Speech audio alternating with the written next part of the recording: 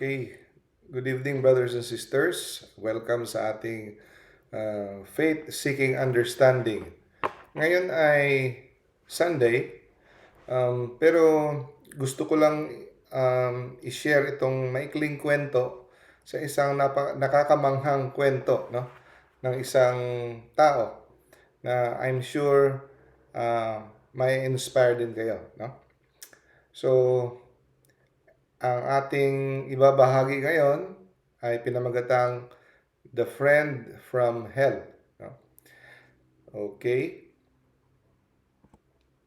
So, sa taon 1604 sa Brussels, Belgium, may dalawang estudyante na imbis na mag-aral sa kolehiyo ay nagpaparaya, no? Puro mga lakwatsa ang ginagawa. Kilala na sila sa bayan na itong mga pasaway na estudyante parating na gumagawa ng immoralidad, no? Buhay, puro kasiyahan ng laman, no? Ang kanilang hinahanap. Kung sa panahon pa ngayon sa atin, parating nag-aaksyon. So, isang gabi, nakasanayan na nilang pumunta sa bahay aliwan ng mga prostitute, no? Doon sila. Naisipan ng isang binata, no? Dalawa sila magkaibigan. Mauna na ako sa iyo. Iwanan na muna kita dito. Para sigurong inaantok siya. Sige, so pumayag yung kaibigan niya, nagpaiwan doon sa bahay aliwan. Pagdating niya sa kanilang dorm, no? Matutulog na siya, naalala niya na hindi pa pala niya na nadasal ang kanyang nakasanayang dinadasal na ilang hindi sinabi kung ilang Hail Mary.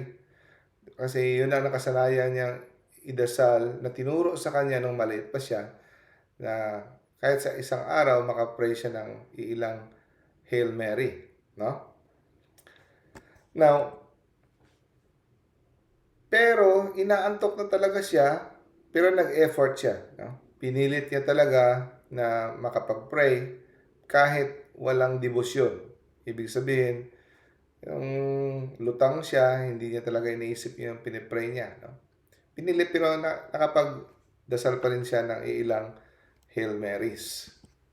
Maya-maya, nung siya ay patulog na, no, may narinig siyang katok. Malakas na, no, mabangis na katok sa puntuan. Nilapitan niya, hindi pa niya nabuksan, lumantad sa kanya ang kanyang kaibigan. No? Ang kaibigan niya, nag-iba ang anyo na parang malahalimaw ang hitsura ng kanyang kaibigan. Natakot siya at saka sabi niya, "Sino ka?" No? At sagot ng kanyang kaibigan, "Hindi mo ako kilala? Ako ito." Bakit ganyan ang itsura mo? Bakit sobrang nagbago ang itsura mo? Mukha kang demonyo. Ang malungkot na sagot ng kanyang kaibigan ay, "I am damned." Ibig sabihin, kinundi na ako. No? Ang ibig sabihin, andito ako ngayon sa impyerno. At tinanong siya, "Bakit? Paano nangyari yon?" Sagot ng kanyang kaibigan, "Alam mo, nung umalis ka at ako ay pauwi na rin, bigla na lang akong sinunggaban sa daan ng isang anyo na parang mula sa impyerno, isang demonyo." So dito natin makita na pwede pala tayong atakihin ng demonyo. No? Sinakal ako hanggang mamatay. Ngayon, ang kaluluwa ko ay andito ngayon sa impyerno. At ito ang tandaan mo, sinabihan siya ng kanyang kaibigan. Magkapareho sana ang ating parusa. Ganito din sana ang sasapitin mo, ngunit ikaw ay niligtas ng Blessed Virgin Mary. Dahil sa iyong kinaugaliang pagdarasal para sa kanyang karangalan ng ilang Hail Mary. Dahil sa iyong pagdadasal, kasanayang pag-pray ng Hail Mary. So, At ang dugtong pa, no, ng kaibigan, happy are you if you know how to profit by this information. No? Mapalad ka kung marunong mong gamitin itong babala na binigay sa iyo na ang ina ng Panginoon, no? The Mother of God, binigay sa iyo pamamagitan ko. So ginamit yung kaibigan niya na ipadala ang mensahe na siya ay niligtas ng mahal nating ina. No? At hinawi niya ang kanyang damit ng kanyang kaibigan at pinakita niya na siya ay tinotorture ng mga halimaw sa impyerno. May mga serpents, mga ahas na nagtotorture sa kanya. At siya ay naglaho. Naglaho na siya. Agad-agad na umiyak, no? Ang binatilyo. Nagpasalamat siya sa tulong na ginawa ni Mama Mary sa kanya. Siya ay niligtas ni Mama Mary. Dumapa siya sa sahig. Iyak ng iyak, hagulgol ng hagulgol.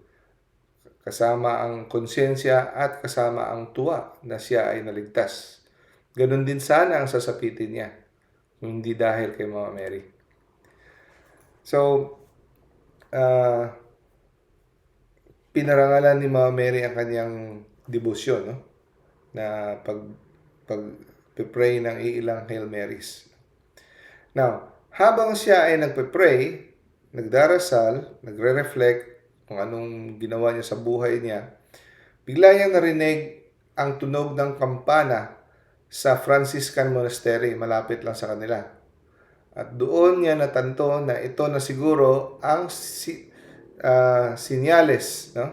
Ito na yung hudyat na tinatawag ako ng Diyos para dito ko gawin ang aking penitensya. So pagkabukas ng umaga, bukas ng umaga, pumunta siya doon sa Father Guardian ng monasteryo at nag-apply na pumasok. Pero kilala na sila sa kanilang kapilyuhan, kaya hindi interesado ang pare na tanggapin siya. Sabi ng pare, sapat na ikaw ay magsisi, magkumpisal, at pagpatuloy mo ang iyong pag-aaral. Ngunit, inexplain niya ng mabuti na hindi ito ordinaryong pangyayari, Father. Ang aking kaibigan, galing sa impyerno, ay nagpakita sa akin. At sa katotohanan, ang kanyang katawan ngayon ay nakahilata pa sa daan. So para mapatunayan na totoo yung sinasabi ng taong ito, nagpadala siya ng mga iilan na brothers at saka pare para tingnan kung totoo ang sinasabi niya. No? So true enough, pagkita nila dun sa daan, nakita nila na andun pa ang katawan ng kaibigan niyang sinakal. Hindi pa nakukuha sa daan. No? So, tinanggap siya bilang postulant, no? sa mga brothers, at mula noon, ang buhay niya ay completely devoted, no? Completely devoted sa pagpenitensya at para sa reparation. Nag 180 talaga ang kanyang buhay. Buong penitensya, no? At pagsisisi ang kanyang ginawa. So, ang pangalan niya ay si Richard. Naging lay brother siya at naging foreign missionary. At siya ay napadala sa Mexico. Tapos, pagkatapos sa Mexico, pinadala naman siya sa Cebu. At doon sa Cebu, dito sa Pilipinas, siya naordinahan pagkapare. Siya ay isang Franciscan. No? Franciscan siya.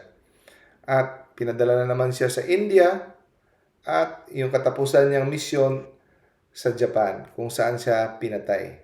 No? Sa Nagasaki, Japan, 1622. Sinunog siya. Ito yung ebidensya na nakuha sa kaniyang sulat na pinadala sa kaniyang mother, sa kanilang tawag dito, yung kung saan yung bahay ng kanilang ng order nila, no? Sa kanilang home monastery, no? Sa France. So, ang pangalan niya ay si Blessed Richard of Saint Anne. So, ito yung kwento niya. Isang taon na ako malapit dito sa kulungan na napaka mahirap ang sitwasyon. Kasama ko, 9 kaming Franciscan, 8 Dominican at 6 na Jesuit. No? Ang iba, mga native ng mga Japanese na naging Kristiyano na tumulong sa amin. No? Ang iba, umabot na ng 5 years dito sa kulungan. Ang pagkain namin ay konting rice at konting tubig. Kami ay hinahanda na sa martyrdom. More than 300 na mga martyrs, lahat Japanese, ang papatayin. At nakaranas kami ng all kinds of torture. All kinds of torture. Napaka malupit talaga itong mga Hapon, no? Mga paganong Hapon. So kami na mga survivor, kami ay hindi pa namamatay sa hirap, kami ay papatayin lahat, no? Kaming mga religious, no? At yung mga tumulong sa amin, susunugin kami ng dahan-dahan. Susunugin ng dahan-dahan. Ang iba, pupugutan ng ulo. Tapos, sabi niya, nagmamakaawa ako, no? Kung ang ina ko ay buhay pa, pakisabi na lang sa kanya na dahil sa awa ng Diyos, no? Pinahinuntulutan niya kaming mamatay para sa kanya. So dito makikita na tinuring niya ang kanyang kamatayan na bilang awa ng Diyos. Pinapasalamatan niya. Hindi siya natatakot, no? Bilang awa ng Diyos, pinahintulutan niya kaming magdusa at mamatay alang-alang sa Kanya. Alang kay Jesus, no? So, kasamang sinunog sa araw na yon, si Blessed Richard, kasama ang 80 years old na babae, na kung saan siya natagpuan sa bahay ng babaeng yon na tumutulong sa kanya. No? So, he was later beatified, hindi pa siya saint, ngayon blessed pa lang siya, by Pope Pius IX, kasama ang 200 plus others Japanese martyrs. Pangalan niya ay si Blessed Richard of Saint Anne. Ang kanyang conversion ay dahil sa nakakamanghang experience na binisita siya ng kanyang kaibigan galing sa impyerno bilang warning.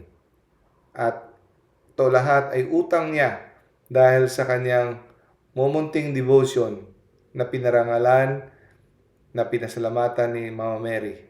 No? Dahil doon.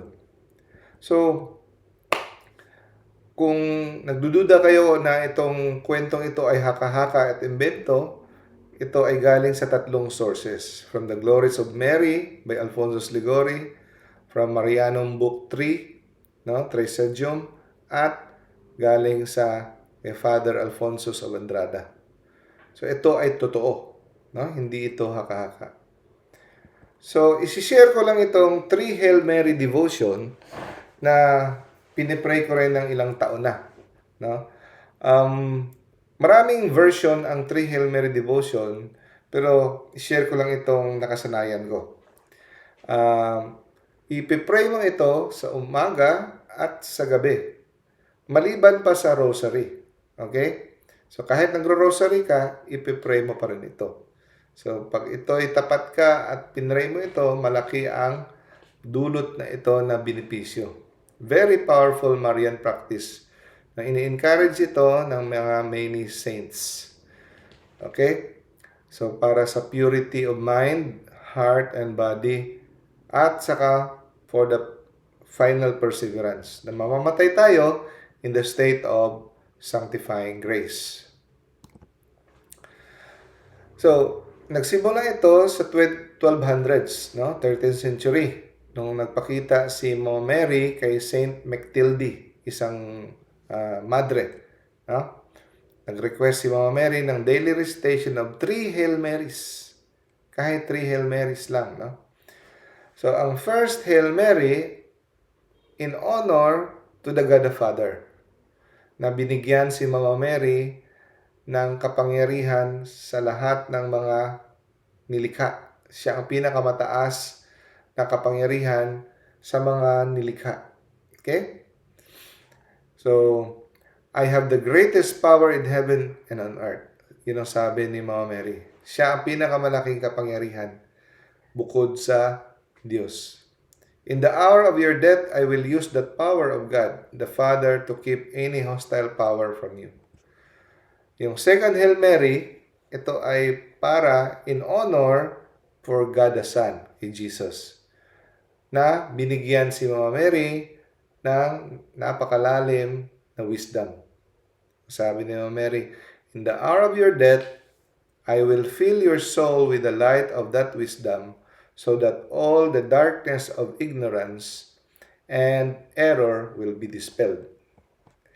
Yung third Hail Mary ay in honor of God the Holy Ghost, para sa Holy Spirit, na pinunuan siya, no, ang kanyang kaluluwa ng napakatamis na pagmamahal. So, in your last hour, I will then change the bitterness of death into divine sweetness and delight. So, yun ang tatlong parangal ng ang purpose ng devotion. So, in short, ang purpose ng 3 Hail Mary devotion ay to honor the Holy Trinity through Mary, para makakuha tayo ng purity of heart, perseverance in sanctifying grace, and holy death. No? And para sa conversion ng mga sinners and protection of the church. Ito ang purpose ng 3 Hail Mary devotion. So, ang pinakamaganda, i-recite mo every morning and evening yung consecration sa Holy Trinity and the 3 Hail Mary. Okay? Now, ito yung act of consecration to the Blessed Trinity. With all my heart, I praise thee, most holy Virgin, above all angels and saints in paradise. Beloved spouse of the Holy Ghost, and I consecrate to you my heart with all its affections, and beseech you to obtain for me from the most holy Trinity all the graces necessary for salvation. So, first, Hail Mary, no? So, in honor of the power given to Mary by the Eternal Father, no? Sinabi natin kanina yan. So, pagkatapos mo mag-Hail Mary at saka Holy Mary, dugtungan mo, O Mary, by the pure and immaculate conception, make my body pure and make my soul holy. Second, ito ay in honor of the wisdom given to Mary by the Son. I-pray mo yung Hail Mary, and then pagkatapos doon, sabihin mo, My dear Mother, preserve me this day from mortal sin. Pag sa gabi mo pinray, My dear Mother, preserve me this night from mortal sin. Pangatlong Hail Mary, no, in honor for the merciful love given to Mary by the Holy Spirit. Pagkatapos mo mag-Hail Mary, sabihin mo, O Mary, conceived without sin, pray for us who have recourse to thee. And for those who do not have recourse to thee, especially the enemies of the church. Kita mo, pinagpipray natin yung mga walang devotion kay Mary, pinagpipray pa natin ang kalaban ng simbahan for the conversion of sinners. Diba? So, kung hindi mo talaga ma-memorize, mas maganda kung meron kang kopya. Kung hindi mo memorize, kahit yung 3 Hail Marys na lang. At sabihin mo, preserve me this day from mortal sin. Yun. So, kada tapos ng Holy Mary, idugtong mo, preserve me this day from mortal sin. Kahit yun na lang kung hindi mo maalala. Okay? Ang promise ng devotion na ito is para ma-preserve tayo sa mortal sin, para magkaroon tayo ng saklolo at the hour of our death, and we will grow in purity and holiness. God bless us all. So, thank you. Yun lang, maikli. Kasi ayokong palampasin ang pagkakataon na ito na ma-share ang nakakamanghang kwento ni Blessed Richard of St. Anne. God bless.